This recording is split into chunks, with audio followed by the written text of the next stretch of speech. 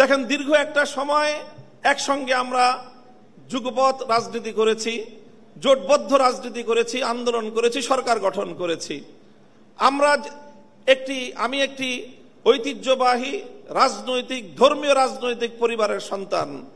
আমাদের রাজনীতির মুখ্য উদ্দেশ্য হলো আল্লাহর জমিনে আল্লাহর দ্বীন প্রতিষ্ঠিত করা, আল্লাহর জমিনে খেলাফত ব্যবস্থা কায়েম করা। এটাই হলো আমার রাজনীতির মূল দর্শন। তবে আপনারা যেই রাজনীতি করেন সেই রাজনীতির সাথে আমাদের রাজনীতির কিছুটা পার্থক্য আছে। সেই পার্থক্যের জায়গাটুকুও বুঝতে হবে এবং সেখান থেকে আপনাদের দায়িত্ব এবং ভূমিকার কথাও আমি বলছি, আমার বক্তব্য দিয়ে নয়, বরং আপনার নেত্রীর উদ্ধৃতি দিয়ে।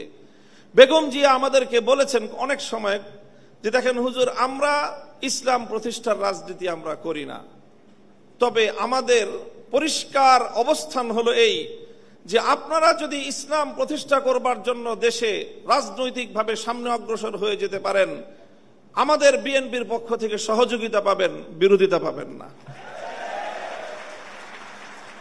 এই যে আজকে হাবিবুন নবী খান সোহেল ভাই যে কথাটা বললেন, অনেকেই বিএনপি এবং আওয়ামী লীগকে এক পাল্লায় পরিমাপ করে।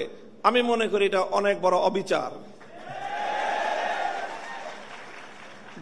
আওয়ামী লীগও ইসলামিক রাজনৈতিক সংগঠন নয়, বিএনপিও ইসলামিক রাজনৈতিক সংগঠন নয়, তবে এই দুটির মধ্যে ঐতিহাসিক অনেক ব্যবধান রয়েছে। সেই ব্যবধানটার কথা আমি আরেকটা উদ্ধৃতি দিয়ে একটু স্মরণ করিয়ে দিতে চাই।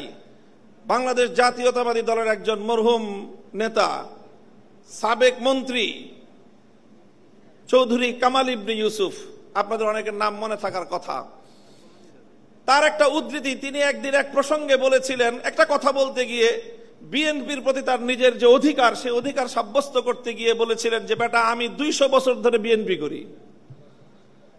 কি বলেছেন? 200 বছর ধরে আমরা বিএনপি করি।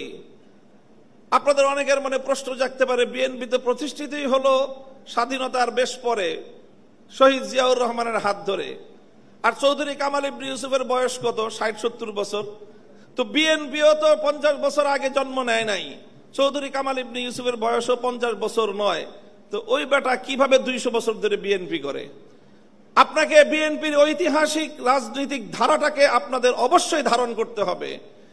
চৌধুরী কামাল ইবনে ইউসুফের এই বক্তব্যের মূল কথা ছিল এই, যদি আমরা আমাদের এই জনপদের অতীত রাজনীতির ইতিহাস পর্যালোচনা করি, তাহলে সবসময় আমরা এদেশে দুটি ধারা লক্ষ্য করতে পাই।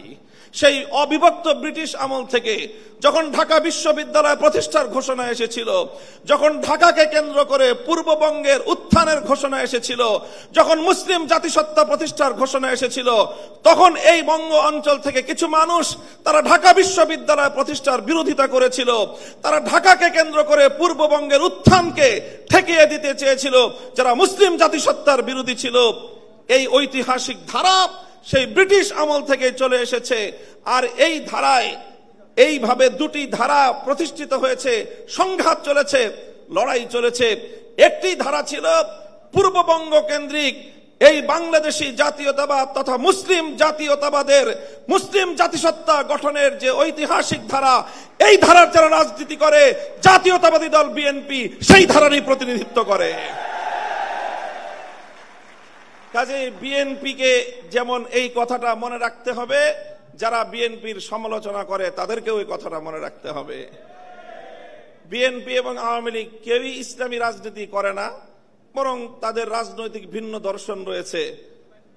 ঠিক যেমনি ভাবে আবু জাহাল আর আবু তালেব কেউই কিন্তু ইসলামের পথের অনুসারী ছিলেন না, কিন্তু কেউ যদি আবু তালেব আর আবু জাহেলকে এক পাল্লায় মাপে, তার চেয়ে বড় জালিম আর কেউ হতে পারে না। আমি মনে করি ইসলামী রাজনীতির দৃষ্টিকোণ থেকে বিএনপি আবু তালেবের ভূমিকায়, আর আওয়ামী লীগের আগাগোড়াই ভূমিকা হলো আবু জাহেলের ভূমিকা। কাজেই এই জন্য বিএনপিকে কথা মনে রাখতে হবে, বিএনপির আগামী নেতৃত্বকে কথা মনে রাখতে হবে।